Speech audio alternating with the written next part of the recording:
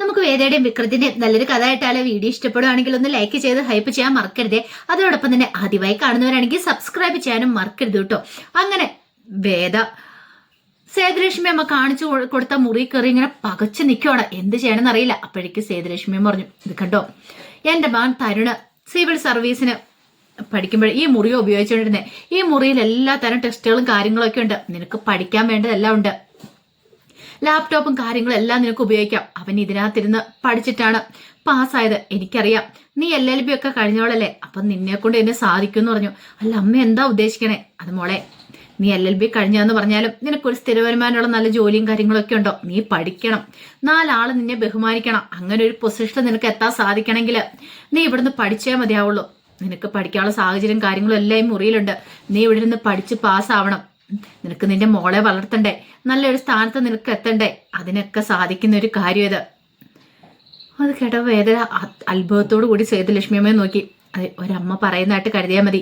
എനിക്കറിയാം നിന്നെ കൊണ്ട് അതിന് സാധിക്കുമെന്ന്. നീ ഒന്നുകൊണ്ടും വിഷമിക്കണ്ട. ഈ മുറി ഉപയോഗിച്ചോ, അതിന് വേണ്ടുന്ന എല്ലാ കാര്യങ്ങളും ഞാൻ ചെയ്തു തരാന്ന് പറഞ്ഞു. അത് കേട്ടതും വേദയ്ക്ക് ശരിക്കും കണ്ണു നിറഞ്ഞു വന്നു. തന്റെ സ്വന്തം പെറ്റമ്മ പറയുന്നേക്കാളും കാര്യമായിട്ടാണ് സേതുലക്ഷ്മി അമ്മ പറയണേ. സേതുലക്ഷ്മി അമ്മയ്ക്ക് അറിയാലോ വേദയുടെ എല്ലാ കാര്യങ്ങളും. അതേ സമയത്ത് ജയിൽ സൂപ്രണ്ട് ആൻഡ്രൂ സാറിന്റെ അടിയിലേക്ക് വിക്രം ചെന്നു. വിക്രം ചെന്നിട്ട് സാറിന് വിളിക്കുകയാണ്. എന്താ വിക്രം? അതെ, സാർ എന്നോട് പറഞ്ഞിട്ടുണ്ടായിരുന്നല്ലോ ഈ ജയിലിൽ കഴിയുന്ന കാലം ഇതൊരു ട്രെയിനിങ് ആയിട്ട് കൂട്ടിയാൽ മതി. അങ്ങനെ ഞാൻ തീരുമാനിച്ചെന്ന് പറഞ്ഞു. എന്താ വിക്രം? അത് പിന്നെ ഞാൻ പഠിക്കാൻ തീരുമാനിച്ചു. പഠിക്കാനോ? അതെ, ഇവിടുന്ന് ഇറങ്ങി കഴിയുമ്പോ ഉറപ്പായിട്ടും വേദ എന്നെ അന്വേഷിച്ച് വരും. ആ സമയത്ത് വേദയ്ക്ക് തോന്നണം ഞാൻ പുതിയ ആളായിട്ട് മാറിയിട്ടുണ്ടെന്ന്. എന്തെങ്കിലും ഒരു മുതൽക്കൂട്ടാവണ്ടേ. അതുകൊണ്ട് ഞാൻ എന്റെ മുടങ്ങിപ്പോയ പഠനം തുടരാൻ തന്നെ തീരുമാനിച്ചു. അത് കേട്ടപ്പോ ആൻഡ്രൂ സാർ പറഞ്ഞു, കൊള്ളാം, സൂപ്പർ ആയിട്ടുണ്ട്. ഒരു കാര്യം ചെയ്യാം, ജയിലിലൊരു ലൈബ്രറി ഉണ്ട്, അതിന്റെ ചുമതല ഞാൻ വിക്രത്തെ ഏൽപ്പിക്കാം. അവിടെ നിനക്ക് പഠിക്കാനുള്ള പുസ്തകങ്ങളെല്ലാം ഉണ്ട്. വേണമെങ്കിൽ ബാക്കി പുസ്തകങ്ങൾ ഞാൻ വരുത്തിത്തരാം. പിന്നെ നിനക്ക് എക്സാം എഴുതാനുള്ള കാര്യങ്ങളെല്ലാം ഞാൻ യൂണിവേഴ്സിറ്റിയായിട്ട് ചേർന്ന് ചെയ്തുതരാം. നീ പഠിക്കുക, നന്നായിട്ട് പഠിക്കുക. എന്തെങ്കിലും ആവണ്ടേന്ന് ചോദിച്ചു. വിക്രം പറഞ്ഞു, വേണം സാറേ, എന്റെ മനസ്സിലും ചില പ്രതീക്ഷകളൊക്കെ നാമ്പിട്ട് തുടങ്ങിയെന്ന് പറഞ്ഞു. ആൻഡ്രൂ സാറിനും അത് കേട്ട് കഴിഞ്ഞപ്പോ സമാധാനമായി. പിന്നീട് ഒരു വാശിയോടുള്ള പഠനമായിരുന്നു വേദ. അതുപോലെ തന്നെ വിക്രം ജയിലിനകത്ത് വിക്രം പഠനം തുടങ്ങി. വേദയാണെങ്കിൽ രാപകലില്ലാതെ ഉറക്കമില്ലാതെ പഠിത്തം തുടങ്ങി. സേതുലക്ഷ്മി അമ്മ വേണ്ടുന്ന എല്ലാ സഹായം ചെയ്തു കൊടുത്തു. വേദ ഇടയ്ക്ക് പഠനത്തിന് സമയത്ത് ഉറങ്ങിപ്പോണ സമയത്ത് സേതുലക്ഷ്മി അമ്മ അരിയിലേക്ക് തട്ടി വിളിക്കും. അപ്പൊ UPSC ഈ പ്രാവശ്യത്തെ എക്സാം എഴുതിയിട്ട് വേദ ലിസ്റ്റ് കാണാൻ അവർക്ക് വാശിയുണ്ടായിരുന്നു. അങ്ങനെ വേദ അതുപോലെ തന്നെ പഠിക്കാനായിട്ട് തുടങ്ങി. അങ്ങനെ കുറെ ദിവസങ്ങളും മാസങ്ങളും അങ്ങോട്ട് കടന്നുപോയി. ഒടുവിൽ വേദ പരീക്ഷ എഴുതേണ്ട ദിവസമായി. അപ്പം വേണ്ട സഹായങ്ങളൊക്കെ തരുണും ചെയ്തു കൊടുക്കുന്നുണ്ടായിരുന്നു. തരുണും മോളും സേതുലക്ഷ്മിയും അമ്മയും കൂടെയാണ് വേദയോടൊപ്പം പരീക്ഷ എഴുതാനായിട്ട് കൊണ്ടുപോകാനായിട്ട് പോയത്. അങ്ങനെ വേദ പരീക്ഷയൊക്കെ എഴുതി പുറത്തേക്ക് വരുമ്പോഴത്തേനും അവർക്കും ഭയങ്കര സന്തോഷമുള്ളൊരു കാര്യമായിരുന്നു. പിന്നീട് ഒരു കാത്തിരിപ്പായിരുന്നു റിസൾട്ടിന് വേണ്ടിയിട്ട്. അങ്ങനെ റിസൾട്ട് വന്നു. റിസൾട്ട് വരുന്നതിൻ്റെ അന്ന് തരുണാണ് പോയി റിസൾട്ടൊക്കെ കാണിച്ചു കൊടുക്കുന്നത്. അങ്ങനെ വേദ പാസ്സാകുവാണ്. സിവിൽ സർവീസ് എഴുതി വേദ അതിനകത്ത് പാസ്സായി. എല്ലാവർക്കും ഭയങ്കര സന്തോഷമായി. താൻ കൺഗ്രാറ്റ്സ് ഒക്കെ പറയുന്നുണ്ട് വേദയോട്. അപ്പോഴേക്കും മോളങ്ങോട്ട് വളർന്നു കഴിഞ്ഞിട്ടുണ്ടായിരുന്നു ഈ കാലയളവില്. അതോടൊപ്പം തന്നെ വിക്രവും പഠിച്ച് പാസ്സാവുന്നുണ്ട്. പിന്നീട് വേദ ശങ്കരനാരായണനെ വിളിക്കുന്നുണ്ട്. അങ്ങനെ ശങ്കരനാരായണ വേദയുടെ കോള് വന്നപ്പോൾ അത്ഭുതമായിരുന്നു. ശങ്കരനാരായണൻ ചോദിച്ചു, മോളെ നീ എവിടെയാ, എന്താ എങ്ങനെയെന്നൊക്കെ ചോദിച്ചു. അതൊക്കെ ഞാൻ പറയാച്ചാ. അല്ല മോളെ നിനക്ക് സുഖമാണോ? എനിക്ക് സുഖമാച്ചാ. അതെ, ഇപ്പൊ ഞാൻ മസൂറിയിലുള്ളതെന്ന് പറഞ്ഞു. അതെന്താ അവിടെ? അതെന്താ മോളെ അവിടെന്ന് ചോദിച്ചു. അവിടെ എന്തായിരിക്കും അച്ഛാ, അച്ഛൻ ഉദ്ദേശിച്ച് തന്നെയാന്ന് പറഞ്ഞു. അതെ, ഞാൻ സിവിൽ സർവീസ് ട്രെയിനിങ്ങിലാന്ന് പറഞ്ഞു. ട്രെയിനിങ്ങിലോ? അതെ അച്ഛാ, എനിക്ക് അച്ഛനെന്ന് അത്യാവശ്യമായിട്ട് കാണണം, ചില കാര്യങ്ങളൊക്കെ സംസാരിക്കാണ്ട്. അല്ല എവിടേക്ക് വരണമെന്ന്? ഇവിടേക്ക് വന്നാൽ മതി അച്ഛൻ എന്ന് പറഞ്ഞു. അങ്ങനെ വേദ കോള് കിട്ടിയതു. പക്ഷെ ഒരു കാര്യം വേദ പറഞ്ഞിട്ടുണ്ടായിരുന്നു, ഞാൻ വിളിച്ച കാര്യമോ എന്നെ കാണാൻ പോകുന്ന കാര്യമോ ആരും അറിയരുതെന്ന്. അങ്ങനെ ഒടുവില് ശങ്കരനാരായണൻ വേദയെ കാണാനായിട്ട് മസൂറിയിലേക്ക് വരുവാണ്, ട്രെയിനിങ് ക്യാമ്പിലേക്ക്. അങ്ങനെ വേദയെ കണ്ടു കഴിഞ്ഞപ്പോൾ ശങ്കരനാരായണന്റെ കണ്ണൊക്കെ നിറഞ്ഞൊഴുകി. മോളെന്നും പറഞ്ഞ് കെട്ടിപ്പിടിക്കുക. ഒരച്ഛൻ ഏറ്റവും കൂടുതൽ അഭിമാനിക്കുന്ന ഒരു നിമിഷം അത്. സ്വന്തം മകളെ സ്വന്തം പ്രയത്നം കൊണ്ട് ഇതാ എന്നെ ഒരു IPS ആന്ന് പറഞ്ഞിട്ടുണ്ടെങ്കിൽ എനിക്ക് സന്തോഷമായി മോളെ. ഇപ്പോഴെനിക്കൊരു സമാധാനമായത്. പിന്നീട് എന്ത് ചെയ്തു, വേദ ശങ്കരനാരായണൻ കൂട്ടിക്കൊണ്ട് അവിടെ കയറിപ്പോയി. അങ്ങനെ ഒടുവില് ശങ്കരനാരായണോട് പറഞ്ഞു, അച്ഛാ എന്നെ കണ്ട കാര്യമൊന്നും ആരോടും പറഞ്ഞിട്ടൊന്നുമില്ലേ? ഇല്ല. അല്ല നീ ഇത്രയും കാലം ഇത് എവിടെയായിരുന്നു? നിന്റെ കുഞ്ഞെവിടെയെന്ന് ചോദിക്കുകയാണ്. അത് കേട്ട് കഴിഞ്ഞപ്പോൾ വേദ നോക്കി. എനിക്കറിയാം നീ പ്രഗ്നന്റ് ആയിരുന്നുള്ള കാര്യങ്ങളൊക്കെ ശ്രീകാന്ത് പറഞ്ഞു. ശ്രീകാന്ത് നിന്റെ പിന്നാലെ തന്നെ ഉണ്ടായിരുന്നു. എന്തിയെ കുഞ്ഞെന്തിയെന്നൊക്കെ ചോദിച്ചുമ്പോൾ വേദ പറഞ്ഞു ചില ചോദ്യങ്ങൾക്കുള്ള ഉത്തരം ഇപ്പൊ തരാൻ പറ്റില്ല അച്ഛാ, അത് പറഞ്ഞു കഴിയുമ്പോൾ അടുത്ത ചോദ്യം ഉണ്ടാവും. അങ്ങനെ കുറെ കാര്യങ്ങൾ പറയാനുണ്ട്, അതിനുള്ള ഉത്തരവൊക്കെ പിന്നെ ഞാൻ തരാം. പക്ഷെ ഇപ്പൊ വേണ്ട എനിക്ക് വേറൊരു കാര്യമാണ്. എന്താ മോളെ, കുറച്ച് നാളത്തേക്ക് ശ്രീയേട്ടൻ എന്റെ പിന്നാലെ വരരുത്. അങ്ങനെ ചില കാര്യങ്ങളൊക്കെ അച്ഛൻ എനിക്ക് വേണ്ടി ചെയ്തു തരണം. ഞാൻ എന്താ ചെയ്യണ്ടേ? പിന്നീട് വേദ ഒരു കാര്യം പറയുവാണ്, അതങ്ങനെ വിസ്തരിച്ചു കൊടുത്തു. ഒടുവിൽ ശങ്കരനാരായണൻ പറഞ്ഞു, അല്ല ഇത് നടക്കുമോ മോളെ? നടത്തണം, അച്ഛനെ കൊണ്ട് സാധിക്കണം. എനിക്ക് കുറച്ചു കാലം വേണം. ആ കുറച്ചു കാലം എന്റെ പിന്നാലെ ആരും വരില്ല. ഇപ്പോഴും ശ്രീയേട്ടൻ എന്റെ പിന്നാലെ ഉണ്ടാവുന്ന തന്നെ എനിക്കറിയാം. അതെ, നിന്നെ മോളെ അവൻ അന്വേഷിച്ച് പരക്കം പായുന്നുണ്ടായിരുന്നു. ഒരു വിവരം കിട്ടിയില്ലെന്ന് എനിക്ക് തോന്നുന്നേ, അതുകൊണ്ടായിരിക്കും അടങ്ങിയിരിക്കുന്നത്. എന്നാലും അവന്റെ അന്വേഷണം ഇപ്പോഴും തുടരുന്നുണ്ട്. വേദ ചില കാര്യങ്ങളൊക്കെ പറഞ്ഞു ഏൽപ്പിച്ച് ശങ്കരനാരായണനെ. ഒടുവിൽ വേദ പറഞ്ഞു, വിക്രത്തെ കാണണം. അപ്പോഴേക്ക് ശങ്കരനാരായണൻ പറഞ്ഞു, അവന് കേസ് തെളിയിക്കാൻ നമുക്ക് പറ്റിയില്ല, ശക്തമായ തെളിവുകളും കാര്യങ്ങളൊക്കെ കൊടുക്കാനൊന്നും പറ്റിയില്ലോ. സാരമില്ല, എന്താണെങ്കിലും എനിക്കറിയാം നിന്റെ മനസ്സെന്താന്ന്. അപ്പോഴേക്കും വേദ പറഞ്ഞു, അച്ഛൻ പോയി വിക്രത്തെ കാണണം, എവിടെയോ ഒരിടത്ത് ഞാൻ ജീവിച്ചിരിപ്പണമെന്നൊക്കെ പറയണം എന്നൊക്കെ പറഞ്ഞ് ശങ്കരനാരായണനെ സമാധാനിപ്പിച്ചു. പിന്നൊരു കാര്യം ആരോടും പറയണ്ട, എന്നെ കണ്ട കാര്യം. ശരി മോളെ എന്ന് പറഞ്ഞു. അങ്ങനെ ശങ്കരനാരായണൻ പോയി. അങ്ങനെ പിന്നീട് ശങ്കരനാരായണൻ തന്റെ പ്ലാനുകളും പദ്ധതികളും നടപ്പാക്കാൻ തീരുമാനിച്ചു. ശ്രീകാന്തിനെ വിളിപ്പിക്കുകയാണ്. അങ്ങനെ ശ്രീകാന്ത് ശങ്കരനാരായണനെ കാണാൻ വന്നിട്ട് ചോദിച്ചു, എന്ത് പറ്റി എന്റെ പിതാശ്രീക്ക് ഇപ്പൊ എന്നെ വിളിക്കണം തോന്നാൻ കാരണം? എന്നെ വീട്ടിലേക്ക് തിരികെ വിളിക്കാനാണോ, അതോ ഇനി ഇപ്പൊ എന്താ? അല്ല, കുറച്ച് വടക്കോട്ട് പോയായിരുന്നുള്ള കാര്യങ്ങളൊക്കെ ഞാൻ അറിഞ്ഞിട്ടുണ്ടായിരുന്നു. അവളെ കാണാൻ വേണ്ടി പോയതായിരിക്കും അല്ലേ? അപ്പോഴേക്കും ഒന്നും അറിയത്തില്ലാത്ത മട്ടില് ശങ്കരനാരായണൻ പറഞ്ഞു, അവളെ കാണാനോ? വേദയോ? എനിക്ക് അവളെക്കുറിച്ച് ഒരു വിവരങ്ങളും അറിയത്തില്ല. നിനക്കല്ലേ അറിയാവുന്നേ, നീയല്ലേ ഇപ്പോഴും അവളുടെ പിന്നാലെ നടക്കണേ. എനിക്ക് അവളുടെ പിന്നാലെ നടക്കേണ്ട കാര്യം ഉണ്ടായിരുന്നോണ്ട് ഞാൻ നടന്നു. അവളെക്കുറിച്ചുള്ള ചെറിയ വിവരം കിട്ടിയിട്ടുണ്ടായിരുന്നു. അങ്ങനെ എന്റെ ആൾക്കാര് ഡൽഹിയിൽ അന്വേഷിച്ചേ. പക്ഷേങ്കില് അവള് ഗർഭിണിയായിരുന്നതും പക്ഷെ പ്രസവത്തോട് കൂടിയിട്ട് അവളുടെ കുഞ്ഞു മരിച്ചു പോയെന്നൊക്കെയാ എനിക്കറിയാൻ കഴിഞ്ഞ. അവളുടെ പേരവിടെ വേദയൊന്നും ആയിരുന്നില്ല ഹോസ്പിറ്റലിൽ കൊടുത്തത്. അതുകൊണ്ട് പിന്നെ അത്രയും കാര്യങ്ങളൊക്കെ അറിയാൻ കഴിഞ്ഞു. ഇനിയിപ്പം അവളുടെ കുഞ്ഞിന് വേണ്ടിയിട്ടോ ഒന്നും കാത്തിരിക്കേണ്ട കാര്യമൊന്നുമില്ല. ഇതെല്ലാം കേട്ട് കഴിഞ്ഞപ്പോഴത്തേനും ശങ്കരനാരായണൻ പറഞ്ഞു, എനിക്കറിയാം ഇനിയിപ്പം അവൾ വരാനും പോകുന്നില്ല, അവളുടെ കുഞ്ഞിന് വേണ്ടിയിട്ട് ഞാൻ കാത്തിരിക്കുന്നുമില്ല. കാരണം അങ്ങനെ ഒരു കാര്യം ഇനി സംഭവിക്കുമെന്ന് എനിക്ക് തോന്നുന്നില്ല. അതുകൊണ്ട് ഞാൻ ചില കാര്യങ്ങൾ തീരുമാനിച്ചെന്ന് പറഞ്ഞു. അത് കേട്ട് കഴിഞ്ഞപ്പോൾ ശ്രീകാന്ത് പറഞ്ഞു, ഇത്രയും കാലം നിങ്ങൾ അവൾക്ക് വേണ്ടി കാത്തിരിക്കുമായിരുന്നല്ലേ? അല്ല, ശരിക്കും പറഞ്ഞൊന്ന് ആലോചിച്ച് നോക്കിയേ, ആ കമ്പനി വളർത്തി വലുതാക്കി ഞാനാണ്. എന്റെ പഠനം കഴിഞ്ഞ് കഴിഞ്ഞപ്പോഴത്തേനും ഞാൻ കമ്പനിയുടെ കാര്യങ്ങൾ നോക്കാനായിട്ട് ഇറങ്ങി തിരിച്ചാ. ആ സമയത്തൊക്കെ എന്റെ അച്ഛനും ജഡ്ജിയായിട്ട് ജോലി ചെയ്തോണ്ടിരിക്കുക. അച്ഛന് ഒരു തലവേദന, കമ്പനിയുടെ ഒരു തലവേദന പോലും ഞാൻ ഏൽപ്പിച്ചിട്ടുണ്ടായിരുന്നില്ല. അങ്ങനെയെല്ലാം നല്ല രീതിയിൽ നോക്കി നടത്തുക. അപ്പോഴല്ലേ മുത്തശ്ശന്റെ ചില കാര്യങ്ങളൊക്കെ എല്ലാം വേദയുടെ കുഞ്ഞിനും കൂടെ എഴുതി വെച്ചു. അപ്പോഴേക്ക് ശങ്കരനാരായണൻ പറഞ്ഞു, ശ്രീകാന്ത് അങ്ങനെ പറയരുത്. നീ കമ്പനി നോക്കി നടത്തിയിട്ടുണ്ടെങ്കിൽ അതിന് നിനക്ക് അവകാശപ്പെട്ടത് നിനക്ക് അച്ഛൻ എഴുതി വെച്ചിട്ടുണ്ടായിരുന്നു. പക്ഷെ നിനക്ക് പോരാന്നാണ് നീ പറയണേ. പക്ഷെ ഇനിയിപ്പൊ ഞാനൊരു കാര്യം തീരുമാനിച്ചു. എന്താണെങ്കിലും ഇനി വേദയോ കുഞ്ഞിനെയോ നോക്കിയിരുന്നിട്ട് കാര്യമൊന്നുമില്ല. പക്ഷെ അതിനകത്ത് അച്ഛൻ വേറൊരു കാര്യം കൂടെ എഴുതി വെച്ചിട്ടുണ്ടായിരുന്നു. ഇനിയിപ്പോ വേദയ്ക്ക് കുഞ്ഞുണ്ടാവാതിരിക്കോ അങ്ങനെ എന്തെങ്കിലും സാഹചര്യം വന്നിട്ടുണ്ടെങ്കിൽ ഈ സ്വത്തുക്കളും കാര്യങ്ങളും കമ്പനിയൊന്നും അന്യാധീനപ്പെട്ട് പോകാൻ പാടില്ലല്ലോ. അതുകൊണ്ട് കുടുംബത്തിലുള്ള എല്ലാവരും കൂടെ ചേർന്നിട്ട് ഇഷ്ടമുള്ള ആർക്കെങ്കിലും ഇത്ര ഒരു കാലയളവിലേക്ക് അത് എഴുതി വെക്കുക. അങ്ങനെ ആ കാലയളവിന് ശേഷം അവർക്കത് സ്വന്തമാക്കാവുന്നതാണ്. അതുകൊണ്ട് ഞാനൊരു കാര്യം തീരുമാനിച്ചു. നിന്റെ പേർക്ക് തന്നെ എഴുതാൻ തീരുമാനിച്ചു. നീയല്ലേ ആ കമ്പനി നോക്കി നടത്തിയെന്ന് പറയണേ, നിന്റെ പേരിൽ തന്നെ എഴുതാം. അപ്പോഴേക്ക് ശ്രീകാന്ത് പറഞ്ഞു, ഇതെനിക്കിഷ്ടപ്പെട്ടു. ഇത് നേരത്തെ ചെയ്യുമായിരുന്നെങ്കിൽ ഞാൻ ആ വിക്രത്തിന്റെ വേദന പിന്നാലെ പോകുമായിരുന്നോ? ഇത്ര സമയം മെനക്കെടുത്തുമായിരുന്നു? ഒന്നുമില്ല.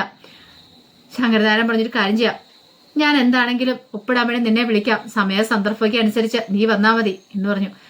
ശരി എങ്കിലും അങ്ങനെ ആയിക്കോട്ടെ എന്ന് പറഞ്ഞു.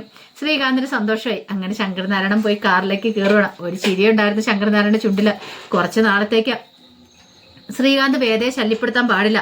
അപ്പൊ അതിന് വേണ്ടിയിട്ടുള്ള ഒരു മറുപടിയായിരുന്നു ഇത് ശങ്കരനാരായണൻ ശ്രീകാന്തിന് കൊടുത്തത്. പിന്നീട് വേദയുടെ ട്രെയിനിങ് പീരീഡും കാര്യങ്ങളൊക്കെ ആയിരുന്നു. അങ്ങനെ ട്രെയിനിങ് പീരീഡിന്റെ സമയത്തൊക്കെ വേദ വീഡിയോ കോൾ വിളിച്ച് മോളെ കാണുന്നുണ്ടായിരുന്നു. മോളുടെ കാര്യങ്ങൾ സേതുലക്ഷ്മി അമ്മ തരണം നല്ല ഭംഗിയായിട്ട് തന്നെ നോക്കുന്നുണ്ടായിരുന്നു. അങ്ങനെ ട്രെയിനിങ് പീരീഡ് ഒക്കെ കഴിഞ്ഞു. വേദ തിരികെ വീട്ടിലേക്ക് വരുവാണ്. അപ്പോഴേക്കും കുഞ്ഞു കുറച്ചുകൂടെ വലുതായിട്ടുണ്ടായിരുന്നു. അങ്ങനെ മോളെ നിന്നും പിടിച്ചു വന്നപ്പോഴത്തേനും മോള് ഓടി വന്നു. ഇതെന്താ കണ്ടുനേക്കെന്ന് നോക്കാൻ പറഞ്ഞുകൊണ്ട് കുറച്ച് സാധനങ്ങളൊക്കെ വേദ മോൾക്ക് കൊടുക്കുകയാണ്. വേദ സന്തോഷത്തോടു കൂടി കൊടുത്തു കഴിഞ്ഞപ്പം കുഞ്ഞിന് ഭയങ്കര സന്തോഷമായി. അങ്ങനെ കുഞ്ഞിന്റെ അടുത്ത് കൊഞ്ചിക്കുമ്പോഴത്തേനും തരുൺ ഇറങ്ങി വന്നു. മോൾ ഇവിടെ നിൽക്കണോ? ഇത് വേദ എപ്പോഴാ ഇപ്പൊ വന്നോളൂ എന്നൊക്കെ ചോദിച്ചു. അതേന്ന് പറഞ്ഞു. ബാ മോളെ, നമുക്ക് കളിക്കാന്നൊക്കെ പറഞ്ഞ് കുഞ്ഞിനെ എടുത്തോണ്ട് അങ്ങോട്ട് പോകണം. അപ്പോഴേക്കും വേദയ്ക്കൊരു സങ്കടമൊക്കെ. സേതുലക്ഷ്മി അമ്മ എന്നിട്ട് പറഞ്ഞ് മോള് വിഷമിക്കൊന്നും വേണ്ടാന്ന് പറഞ്ഞു. അങ്ങനെ വേദ സേതുലക്ഷ്മി അമ്മനെ കെട്ടിപ്പിടിച്ചു. പിന്നീട് വേദ തന്റെ പോസ്റ്റിംഗ് ഓർഡർ സേതുലക്ഷ്മി അമ്മയുടെയിലേക്ക് കൊടുക്കുകയാണ്. ഇതെന്താ മോളെ? ഇതേ പോസ്റ്റിംഗ് ഓർഡറാണ്. ആദ്യ ഓർഡർ എനിക്ക് തമിഴ്നാട്ടിലേക്കാന്ന് പറഞ്ഞു. അങ്ങനെ സേതുലക്ഷ്മി അമ്മ സന്തോഷത്തോടു കൂടി ആ പോസ്റ്റിംഗ് ഓർഡർ കൈപ്പറ്റിയിട്ട് വേദയെ കെട്ടിപ്പിടിക്കുകയാണ്. അപ്പോഴേക്കും വേദ പറഞ്ഞു, എനിക്ക് നല്ല ഇതുണ്ട് മോളുടെ കാര്യം ഓർത്തിട്ട്. അതൊന്നും ഓർത്ത് മോള് വിഷമിക്കണ്ട. എന്തിനാ? അതിന് ഞാനും തരുണൊക്കെയില്ലേ അവിടെ നോക്കാനായിട്ട്. മോള് ധൈര്യമായിട്ട് പോയിക്കോ. അവിടുത്തെ കാര്യങ്ങളൊക്കെ നല്ല ഭംഗിക്ക് നോക്ക്. ഇവിടുത്തെ കാര്യം ഓർത്ത് മോളുടെ കാര്യം ഒന്നും ഓർത്ത് ഒന്നുകൊണ്ട് സങ്കടപ്പെടാന്നൊക്കെ പറഞ്ഞിട്ട് വേദയ്ക്ക് ധൈര്യം കൊടുക്കുകയാണ്. അങ്ങനെ വേദ ജോലിക്കൊക്കെ കയറുകയാണ്. പിന്നീട് വേദ പോയ സമയത്തൊക്കെ വീട്ടിലെ കാര്യങ്ങളൊക്കെ നോക്കിക്കൊണ്ടിരുന്ന സേതുലക്ഷ്മി അമ്മയും തരുണൊക്കെ കൂടിയിട്ടായിരുന്നു. അങ്ങനെ മോള് വളർന്നു. കുറച്ച് നാളുകൾ കഴിഞ്ഞു പോയി. ഒടുവില് തരുണും അവിടുന്ന് സ്ഥലമാറ്റവും കാര്യങ്ങളൊക്കെ ആയിരുന്നു. അങ്ങനെ അവിടുന്ന് തരുണും വേദയും സേതുലക്ഷ്മി അമ്മയൊക്കെ വേറെ സ്ഥലത്തേക്ക് സ്ഥലം മാറിപ്പോരുവാണ്. പിന്നീട് അങ്ങനെ വർഷങ്ങൾ കടന്നുപോയി കഴിഞ്ഞപ്പോഴത്തേനും ജയിലിൽ ആൻഡ്രൂ സാറിന് വിരമിക്കാനുള്ള സമയമായി. അങ്ങനെ യാത്രാമംഗള പ്രസംഗവും കാര്യങ്ങളൊക്കെ നടക്കുന്ന സമയത്ത് വിക്രം കൂട്ടർ എല്ലാവരും ഉണ്ടായിരുന്നു. അങ്ങനെ ആൻഡ്രൂ സാറ് പ്രസംഗിക്കാൻ വേണ്ടി കയറി. മറുപടി പ്രസംഗം പറയാൻ വേണ്ടി കയറി കഴിയുമ്പോൾ വിക്രമിനെ കുറിച്ച് പരാമർശിക്കുന്നുണ്ട്. ഞാനിവിടെ വന്ന് കഴിഞ്ഞതിന് ശേഷം പലതരത്തിലുള്ള ആൾക്കാരെയും കണ്ടിട്ടുണ്ട്. പക്ഷെ അതിൽ നിന്ന് വ്യത്യസ്തനായ ഒരാളാണ് വിക്രം. പിന്നെ കഴിഞ്ഞ 5 വർഷം കൊണ്ട് വിക്രത്തിന് വന്ന മാറ്റം എന്ന് പറഞ്ഞാല് പൊളിറ്റിക്സിൽ ബിരുദാനന്തര ബിരുദമൊക്കെ എടുത്തു. ഇനി വിക്രത്തിന് ഇവിടെ നിന്ന് ഇറങ്ങി കഴിയുമ്പോൾ നല്ലൊരു ഭാവി ഉണ്ടാവും. അങ്ങനെ ആൻഡ്രൂ സാറിന് പൊന്നാടയും കാര്യങ്ങളൊക്കെ കിട്ടിയിട്ടുണ്ടായിരുന്നു. ഒടുവിൽ ആൻഡ്രൂ സാർ പറഞ്ഞു, ഇത് എനിക്കൊരാളെ അണിയിക്കണമെന്ന് ആഗ്രഹമുണ്ട്. അങ്ങനെ വിക്രത്തിനെ വിളിച്ചു. വിക്രത്തെ പൊന്നാട അണിയിക്കുകയാണ്. എന്തുകൊണ്ടും എന്നെക്കാളും കൂടുതൽ യോജിക്കുന്ന ഇത് നിനക്കാന്നും പറഞ്ഞുകൊണ്ട് വിക്രത്തിനെ ചേർത്ത് പിടിക്കുന്നുണ്ട്. പിന്നീട് ആൻഡ്രൂ സാർ പറഞ്ഞു, എൻ്റെ ഭാര്യ എപ്പോഴും പറയും എൻ്റെ ഭർത്താവിന് ജീവപര്യന്തം തടവാന്ന്. കാരണം എൻ്റെ ഭാര്യയ്ക്ക് ഇങ്ങനെ ജയിൽ ക്വാർട്ടേഴ്സിൽ വന്ന് താമസിക്കാനൊന്നും താല്പര്യമില്ല. അതുകൊണ്ട് വീട്ടിൽ തന്നെയാ. ഞാനാണെങ്കിലോ എനിക്കും ക്വാർട്ടേഴ്സിൽ ഭാര്യയും മക്കളൊന്നും ഇല്ലാത്തതുകൊണ്ട് താമസിക്കാൻ താല്പര്യമില്ലാത്തതുകൊണ്ട് ഞാൻ എപ്പോഴും ജയിലിൽ തന്നെ ആയിരിക്കും. ഇവിടെ വന്നിട്ടായിരിക്കും കിടന്നുറങ്ങണേ. അപ്പൊ ഇവിടുത്തെ ആൾക്കാരുമായിട്ട് എനിക്ക് കൂടുതൽ അടുപ്പവും കാര്യങ്ങളൊക്കെ ഉണ്ട്.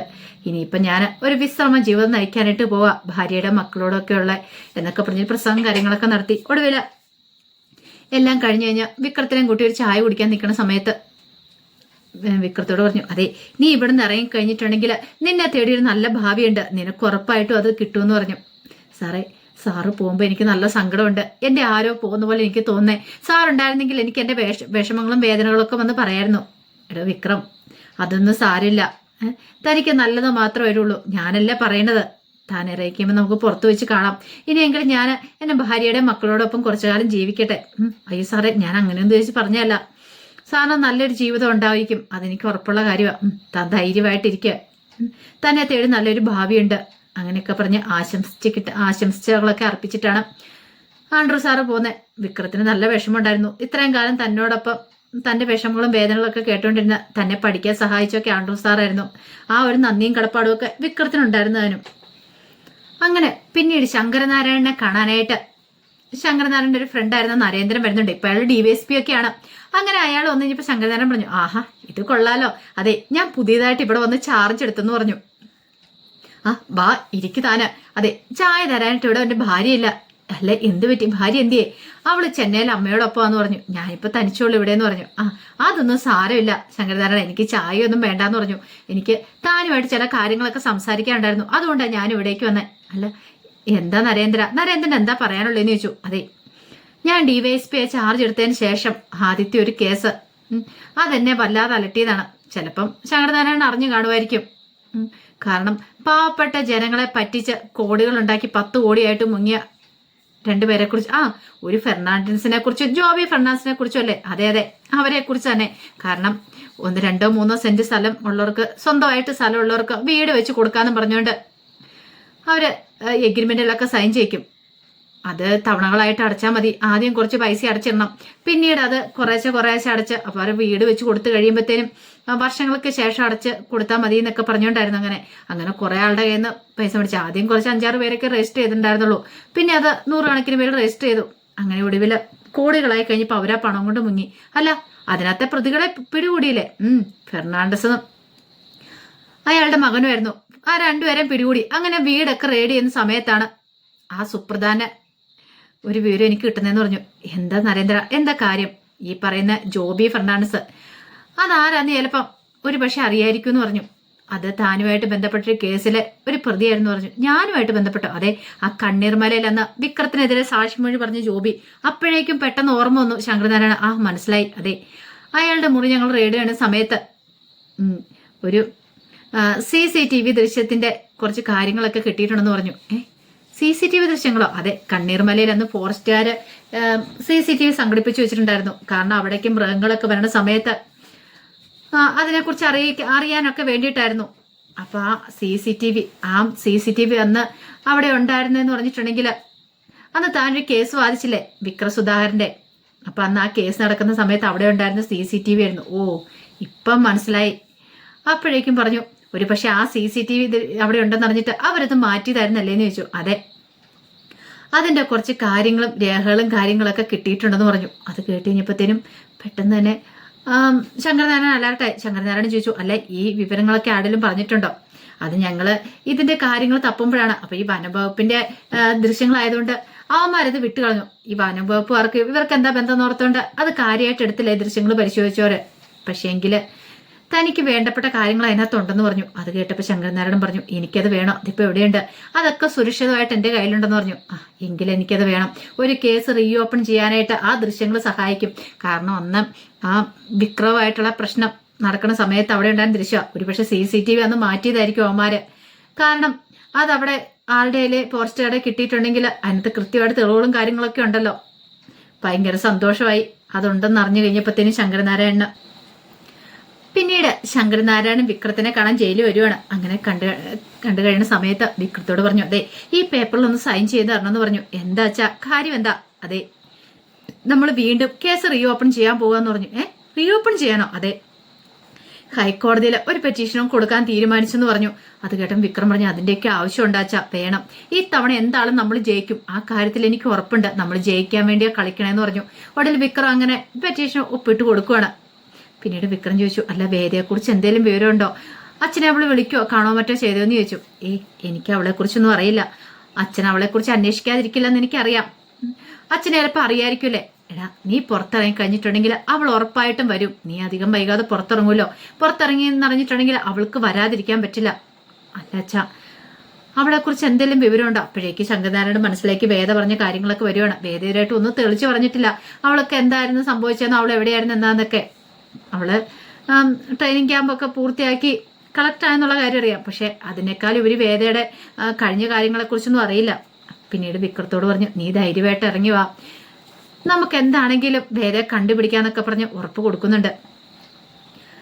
പിന്നീട് പുതിയതായിട്ട് തരുണിന് പോസ്റ്റിംഗ് കിട്ടിയത് തമിഴ്നാടിനായിരുന്നു. അപ്പൊ വേദയും തമിഴ്നാട് കളക്ടറായിട്ടാണല്ലോ വേദയും വരുന്നത്. അങ്ങനെ അവിടെ വന്നു കഴിഞ്ഞിട്ട് വന്ന് ചാർജ് എടുക്കുകയാണ്. ചാർജ് എടുത്തു കഴിഞ്ഞപ്പോഴത്തേനും അവിടുത്തെ SI വന്നിട്ട് മറ്റു പോലീസുകാരോട് പറഞ്ഞു, ഓ ഡൽഹിയൊക്കെ വിറപ്പിച്ച ആളാ, പക്ഷെ കണ്ടാൽ അങ്ങനെ പറയത്തില്ലല്ലേന്ന് ചോദിച്ചു. അത് ശരിയാ, ഇവിടെ വന്നപ്പോ തന്നെ ആളാകെപ്പാടെ മാറിയെന്നാ തോന്നിയെന്ന് പറഞ്ഞു. അങ്ങനെ ഒടുവില് പുള്ളിക്കാരനെ വന്നിരുന്ന് കഴിയുമ്പോഴത്തേനും SI വന്നിട്ട് പറഞ്ഞു, സാറേ രണ്ടുപേര് കാണാനായിട്ട് വന്നിട്ടുണ്ട്. അപ്പൊ 2 ഗുണ്ടകളാ തമിഴ്നാട് പ്രശ്നങ്ങളൊക്കെ ഉണ്ടാക്കുന്നത്. അവരെ വിളിക്കാനായിട്ട് വന്നു പറഞ്ഞു. അവര് വന്നു കഴിഞ്ഞപ്പോഴത്തേനും തരുൺ അവരെ ഉപദേശിക്കുന്നുണ്ട്. അതെ, ഇത്രയും നാളത്തെ പോലെ ഒന്നും അല്ല കാര്യങ്ങള്. മര്യാദയ്ക്ക് ഇരുന്നില്ലെങ്കിൽ അറിയാലോ, എൻകൗണ്ടർന്ന് കേട്ടിട്ടുണ്ടോ? അതായിരിക്കും ഉണ്ടാവാനായിട്ട് പോകുന്നത്. അതുകൊണ്ട് മര്യാദയ്ക്ക് പോകണേ നിങ്ങൾക്ക് കൊള്ളാം. പിന്നെ നിങ്ങൾ വലിയ പ്രശ്നങ്ങൾ ഉണ്ടാക്കിയിട്ടുണ്ടെങ്കിൽ എനിക്ക് ഇതിനെ നടപടി എടുക്കേണ്ട വരുമെന്ന് പറഞ്ഞു. ഇത്രയും നാൾ നിങ്ങൾ കണ്ട പോലെയല്ല എന്നൊക്കെ പറഞ്ഞ് അവരെ അങ്ങോട്ട് പറഞ്ഞു വിട്ടു.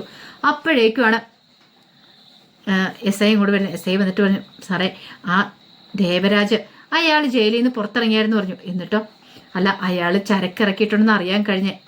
ചരക്കോ? അതെ, നമുക്ക് കിട്ടിയ വിവരമല്ല, എക്സൈസിന് വിവരം കിട്ടിയിട്ടുണ്ടായിരുന്നു. എക്സൈസുകാര് അയാൾ പൊക്കാനായിട്ട് പോയിരിക്കുക, ചരക്കും കാര്യങ്ങളൊക്കെ പൊക്കാനായിട്ട് പോയിരിക്കുക. അതിന് സാക്ഷ്യം കൊടുത്തിരിക്കുന്ന സബ് കളക്ടറാണ്. പക്ഷെ മാഡോ ആ കൂടെ നേരിട്ട് പോയിട്ടുണ്ടെന്ന് അറിയാൻ കഴിഞ്ഞ്. ഒരു നിമിഷം ഞെട്ടിപ്പോയി തരണം. അപ്പൊ മാടെന്ന് പറഞ്ഞിട്ടുണ്ടെങ്കിൽ അത് വേറെ ആരുമല്ല, വേദയാണ്. വിശ്വസിക്കാൻ പറ്റിയില്ല. ഇങ്ങനെ ഒരു റെയ്ഡ് നടക്കുന്ന സമയത്ത് വേദ അങ്ങോട്ട് പോയിട്ടുണ്ടെങ്കിൽ അത് ചിന്തിക്കാൻ പോലും പറ്റുന്നുണ്ടായിരുന്നില്ല തരുണിന്. അപ്പൊ ഇതിന്റെ വിശേഷങ്ങളൊക്കെ നമ്മൾ കാണുന്നത്. ഇതിന്റെ ബാക്കി കഥകളുമായിട്ട് നാളെ വരാട്ടോ. മറക്കാതെ എല്ലാവരും കയറി കാണാൻ ശ്രമിക്കണേ. ഒരിക്കൽ കൂടി എല്ലാവർക്കും ശുഭരാത്രി നേർന്നുകൊണ്ട് നിർത്തുന്നു.